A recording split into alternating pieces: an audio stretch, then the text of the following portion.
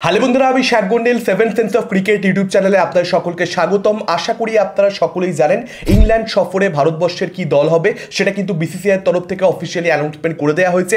বিরাট কোহলি, রোহিত শর্মার অবসরের পরবর্তীতে এই অ্যানাউন্সমেন্টের দিকে আমাদের সকলের চোখ ছিল যে কাকে এখানে এন্ট্রি দেওয়া হয়, ক্যাপ্টেন কাকে করা হয়, এবং আপনারা জেনে গেছেন এতক্ষণে সকলেই যে শুভমান গিলকে কিন্তু ক্যাপ্টেন করে দেওয়া হয়েছে। এবং এই যে সিদ্ধান্তটা বিসিসিআইয়ের তরফ থেকে সেটাকে প্রচুর ক্রিটিসিজম করা হচ্ছে, অনেকেই খুশি নয় শুভমান গিলকে ক্যাপ্টেন করে দেওয়া হচ্ছে সেটা নিয়ে। এবার কেন এরকম সিচুয়েশন তৈরি হয়েছে, প্রথম কারণ এবং প্রধান কারণ সৌরভ গাঙ্গুলি যখন ক্যাপ্টেন হয়েছে, ইনফ্যাক্ট 2000-এর গোড়ার পর থেকে যারা যারা ক্যাপ্টেন হয়েছে ইন্ডিয়ান টিমের টেস্ট সাইডের, সৌরভ গাঙ্গুলি হোক, MS ধোনি হোক, কিংবা বিরাট কোহলি, কিংবা রোহিত শর্মা, অনিল কুম্বলে, রাহুল দ্রাবিড়, তাদের প্রত্যেকের ওপরেই সাধারণ মানুষের ট্রাস্ট ছিল যে হ্যাঁ এরা ক্যাপ্টেন্সি করতে পারবে, এরা এনাফ কেপেবল, এদের যোগ্যতা রয়েছে, এরা ব্যাটসম্যান হিসেবে ভালো, এরা পারফরমেন্স দিতে পারবে। সেই একই ভরসার জায়গাটা শুভমান গিলকে কেন্দ্র করে কিন্তু তৈরি হচ্ছে না। সৌরভ গাঙ্গুলি যখন ক্যাপ্টেন হয়েছে সে তার প্রাইম ফর্মে ছিল। সেম জিনিসটা রাহুল দ্রাবিড়ের ক্ষেত্রে বলা যেতে পারে। রাহুল দ্রাবিড় তো অলরেডি প্রায় বলা যেতে পারে সেই সময় লেজেন্ড হয়ে গেছিল। অনিল কুম্বলের ক্ষেত্রেও আমরা একই কথা বলবো। বিরাট কোহলির অলরেডি টেস্ট ক্রিকেটে অনেক রান ছিল যখন সে ক্যাপ্টেন হয়েছে।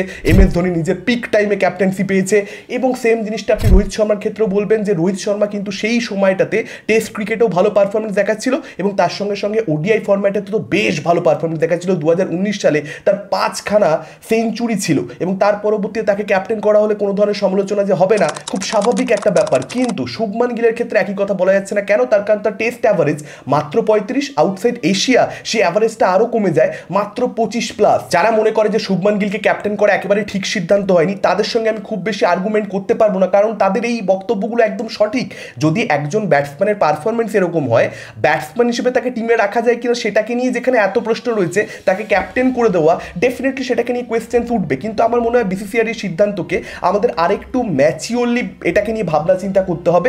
জাস্ট একটা আলোচনা করতে হয়, সমালোচনা করতে হয় বলে করে দিলাম, সেটা করা উচিত হবে না। শুভমান গিলকে ক্যাপ্টেন করা ঠিক সিদ্ধান্ত নয়, এটা যেরকম ঠিক কথা, কাকেই বা ক্যাপ্টেন করা যেত এটাও একটা ভাববার জায়গা। রবিচন্দ্রন অশ্বিন জাদেজার নাম বলেছে, বুমরার নাম বলেছে, এখন রবীন্দ্র জাদেজাকে ক্যাপ্টেন করা কি ঠিক সিদ্ধান্ত?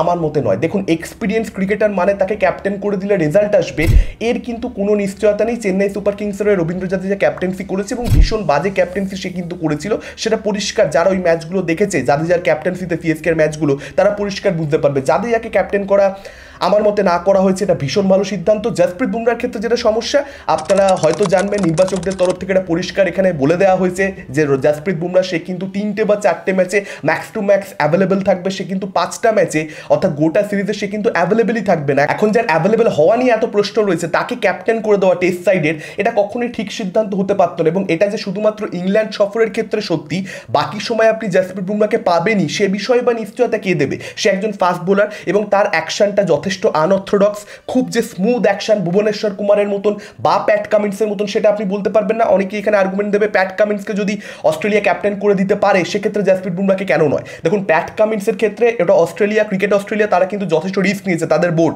এবং প্যাট কামিন্সের অ্যাকশনটা যতটা স্মুথ অ্যাকশন কিন্তু জসপ্রীত বুমরার নয়। প্যাট কামিন্সের কেরিয়ারটা আপনি অত বেশি চোটপ্রবণ বলবেন না যতটা আপনি জসপ্রীত বুমরার বলবেন। ভবিষ্যতে তার চোট আঘাত লাগতেই পারে, তখন আবার নতুন কাউকে ক্যাপ্টেন করতে হবে। তখন জসপ্রীত বুমরা সে হয়তো 1 বছর ক্যাপ্টেন্সি করলো, তারপর চোট আঘাতের জন্য 6 মাস বাইরে চলে গেল, তখন আবার সেই শুভমান গিলকেই করতে হবে। তার থেকে আগে থেকেই সেই সিদ্ধান্তটা কেন নিয়ে নেওয়া হবে না? এটাও বিসিসিআইয়ের একটা অ্যাঙ্গেল থাকতে পারে, একটা ভাবনা চিন্তার জায়গা থাকতে পারে। তো আমার মতো সেটাকে সম্পূর্ণরূপে উড়িয়ে দেওয়া যায় না। জসপ্রীত বুমরা ডেফিনেটলি তার যে এক্সপিরিয়েন্স রয়েছে তাকে ক্যাপ্টেন করে দেওয়া যেতেই পারত। সে এনাফ কেপেবল, তার যতটা স্কিল রয়েছে, তার যতটা ভালো পারফরমেন্স, দলের এক্সপিরিয়েন্স ক্রিকেটাররা, ইয়ং ক্রিকেটাররা সবাই তাকে মান্যগণ্য করতো, যেটা একটা ক্যাপ্টেনের হওয়ার দরকার রয়েছে। মানে সেই জায়গাটা তার থাকলে তখন একটা টিমকে সে প্রপারলি লিড করতে পারে। যদি ক্যাপ্টেনকে রেসপেক্ট না দেওয়া হয় সেক্ষেত্রে ডেফিনেটলি সেই দলকে ছন্ন ছাড়া দেখাবে মাঠে। সেই দিক থেকে জসপ্রীত বুমরাকে করে দেওয়া যেতে পারতো। সেই দিক থেকে ডেফিনেটলি শুভমান গিল একটা ভালো চয়েস নয়। শুভমান গিলের যেখানে নিজেরই ব্যাটসম্যান হিসেবে পারফরমেন্স ভালো নয়, সেখানে দলের বাকি ক্রিকেটাররা তাকে মান্যগণ্য করবে, এই জায়গাটা একটা প্রবলেম তৈরি হবে। তবে সেটার সঙ্গে শুভমান গিলকে এবং বিসিসিআইকে, কোচদেরকে এখানে ডিল করতে হবে। অনেকে বলেছে রাহানেকে ফিরিয়ে আনা যেতে পারতো, কারণ বিরাট এবং রোহিতের পরবর্তীতে টেস্ট সাইডে একটা এক্সপিরিয়েন্সের প্রয়োজন রয়েছে, সেই এক্সপিরিয়েন্সটা ল্যাক করছে, যেটা প্রবলেমে ফেলবে ইন্ডিয়াকে। এবং যেটার ব্যাপারে আমি নিজে সরব হয়েছি, বিরাট কোহলি রিটায়ারমেন্টের যে ভিডিও আমি তৈরি করেছি সেখানে আমি নিজে বলেছিলাম যে এক্সপিরিয়েন্সের প্রচণ্ড পরিমাণে দরকার রয়েছে, কিন্তু এখানে পিছনের দিকে ফিরে তাকাতে আর বিসিসিআই বা ইন্ডিয়ান ক্রিকেট টিম তারা চাইছে না।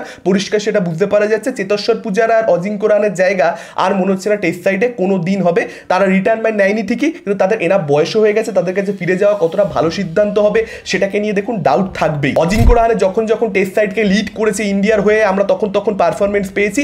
ইয়ং ক্রিকেটারদেরকে নিয়ে অস্ট্রেলিয়া থেকে, পিক অস্ট্রেলিয়া, তাদের থেকে সিরিজ ছিনিয়ে আনা এটা যথেষ্ট ডিফিকাল্ট একটা টাস্ক ছিল, যেটা রাহানে করে দেখিয়েছে।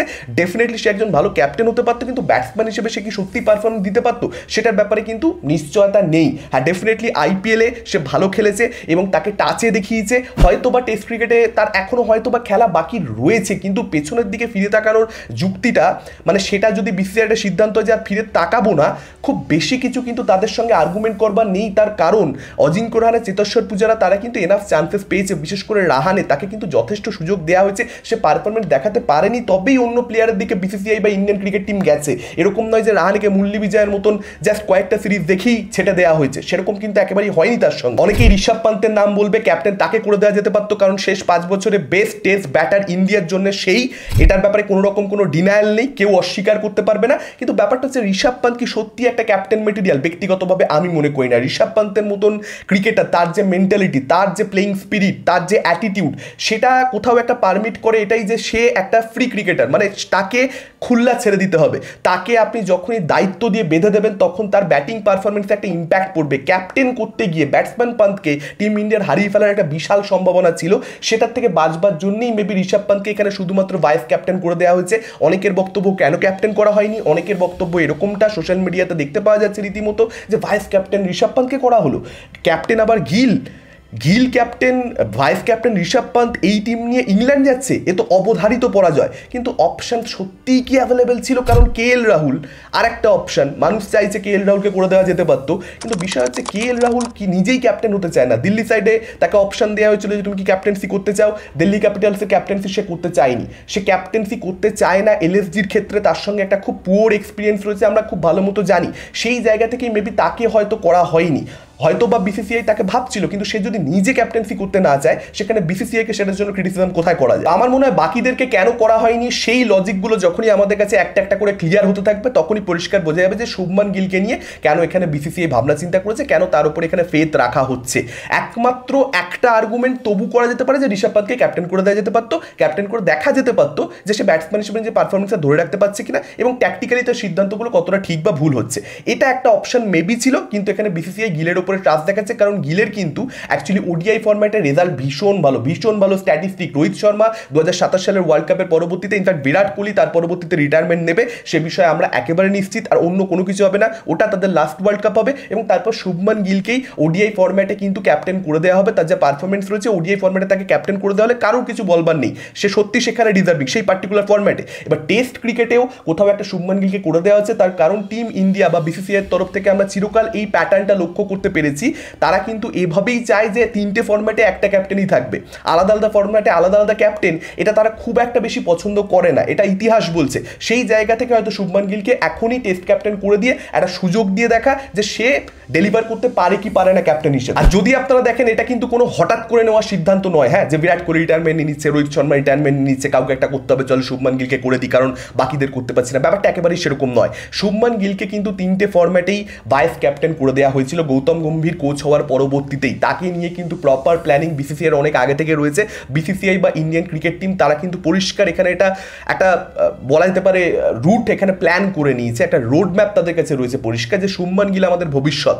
এখন সেই ফেথ দেখানোটা কতটা টেস্ট ফরম্যাটে ঠিক হচ্ছে সেটা ভবিষ্যৎ বলবে। ইংল্যান্ড সিরিজে যদি তার পারফরমেন্স ব্যাটসম্যান হিসেবে ভালো না হয়, টিম ইন্ডিয়া হারলো এবং ব্যাটসম্যান হিসেবে তার পারফরমেন্স ভালো হলো না, তখন কিন্তু প্রচুর প্রশ্ন উঠবে যেগুলোকে কিন্তু বিসিসিআই কেন কারোর পক্ষেই ট্যাকেল করা সম্ভব হবে না। যদি ভারতবর্ষ ইংল্যান্ডের সিরিজে গিয়ে হারেও, সিরিজটা যদি খুব বাজেভাবে হারেও, শুভমান গিলের পারফরমেন্স ভালো হওয়া প্রচণ্ড বেশি দরকারি।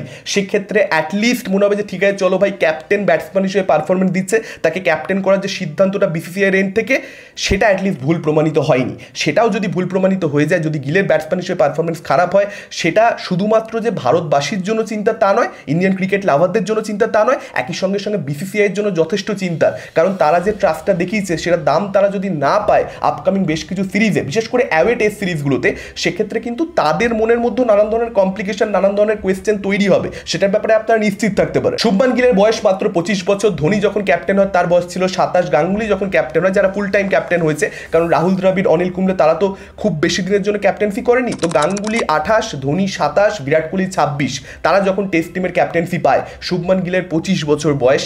আমরা নর্মালি কিন্তু দেখতে পাই না এত ইয়ং ক্রিকেটারকে ক্যাপ্টেন করে দেওয়ার বিষয়টা টিম ইন্ডিয়ার ক্ষেত্রে, সেই জিনিসটা এখানে করা হয়েছে, এবং করা হয়েছে এই কারণেই যে আগামী 10 বছর শুভমান গিল ক্যাপ্টেন্সি করবে। যেরকম ধোনির একটা লম্বা সময় ছিল, বিরাট কোহলির একটা লম্বা সময় ছিল, সেরকম একটা লম্বা সময় তাকেও ক্যাপ্টেন করে রাখবার একটা প্ল্যানিং দেখতে পাওয়া যাচ্ছে। এবার সেটা ঠিক প্রমাণিত হবে কিনা এগেন ভবিষ্যৎ বলবে। এখন সবটাই ভবিষ্যতের উপরে আমাদেরকে তাকিয়ে থাকতে হবে, তাছাড়া আমাদের হাতে কোনো উপায় নেই। যেটা আমি শুরু করেছিলাম যেখান থেকে ভিডিওটা, যে যখন অন্যদেরকে ক্যাপ্টেন করে দেওয়া হয়েছে 2000 সালের পরে, যারা যারা টিম ইন্ডিয়ার ক্যাপ্টেন হয়েছে তাদের উপর আমাদের ট্রাস্ট ছিল। শুভমান গিলের ক্ষেত্রে আমরা একই কথা বলতে পারছি না। একটা ভালনারেবল সিচুয়েশনের মধ্যে এই মুহূর্তে টিম ইন্ডিয়া রয়েছে, ইন্ডিয়ান ক্রিকেট রয়েছে। দেখা যাক কি হয়। এরকম সিচুয়েশন নর্মালি আমরা খুব বেশি তৈরি হতে দেখতে পাইনি, বিশেষ করে MS ধোনি ক্যাপ্টেন্সির পর থেকে বিরাট কোহলি তারপর সেটাকে এগিয়ে নিয়ে গেছে, রোহিত শর্মা তারপর সেটাকে এগিয়ে নিয়ে গেছে, খুব স্মুথলি সব কিছু হয়েছে ইন্ডিয়ান ক্রিকেটে। সেই জিনিসটা এখন আমরা হয়তো দেখতে পাচ্ছি। শুভমান গিলের ইংল্যান্ডে টেস্ট অ্যাভারেজ মাত্র 14, এবং যিনি কোচ গৌতম গম্ভীর, তার ইংল্যান্ডে টেস্ট অ্যাভারেজ মাত্র 12। একদিকে 14+, একদিকে 12+, এবং তারা এই যে পুরো টিম ইন্ডিয়া তাদের দায়িত্বে রয়েছে, তাদেরকে লিড করবে কোচ এবং ক্যাপ্টেন। তো দেখা যাক যে সঠিক একটা রেজাল্ট আমরা এখানে পাই কিনা, অ্যাটলিস্ট একটা ড্র সিরিজ আমরা এখানে পাই কিনা। আমি এটুকু বলতে পারি, যা সিচুয়েশন তৈরি হয়ে রয়েছে, যে টিম যাচ্ছে তাতে করে ইংল্যান্ড থেকে যদি ড্র করেও ফেরা যায়, সেটা ভারতবর্ষের জন্য জয় প্রমাণিত হবে, একদম শিওর শট। আপনাদের মতামত কি শুভমান গিলকে ক্যাপ্টেন করে দেওয়ার এই যে বিষয়টা, সেটাকে আপনারা কিভাবে দেখছেন, কিভাবে নিচ্ছেন, ডেফিনেটলি সেটা আমাদের কমেন্ট করে জানাতে পারেন। এবং যদি আপনাদের মনে হয় গিলকে ক্যাপ্টেন করা BCCI এন্ড থেকে ভুল সিদ্ধান্ত হয়েছে, সেক্ষেত্রে আপনাদের কি মনে হয়, কাকে ক্যাপ্টেন করা উচিত ছিল, কেন ক্যাপ্টেন করা উচিত ছিল, সেটাও আপনারা ডেফিনেটলি কমেন্ট করে আমাদেরকে জানাতে পারেন। সেক্ষেত্রে কমেন্ট বক্সে একটা খুব হেলদি ডিসকাশন কিন্তু গড়ে উঠতেই পারে। এই ভিডিওটা ভালো লাগলে লাইক করতে পারেন, শেয়ার করতে পারেন নিজের ক্রিকেট লাভার বন্ধুদের সঙ্গে, কারণ বেঙ্গলে কিন্তু এরকম ক্রিকেট চ্যানেল আপনারা খুব বেশি দেখতে পাবেন না। আমরা সেই কাজটাই করবার চেষ্টা করছি, আপনাদের সাপোর্ট একটু প্রয়োজন। নতুন হলে চ্যানেলে অবশ্যই সাবস্ক্রাইব করুন, সঙ্গে জুড়ে থাকুন। Thank you, tata.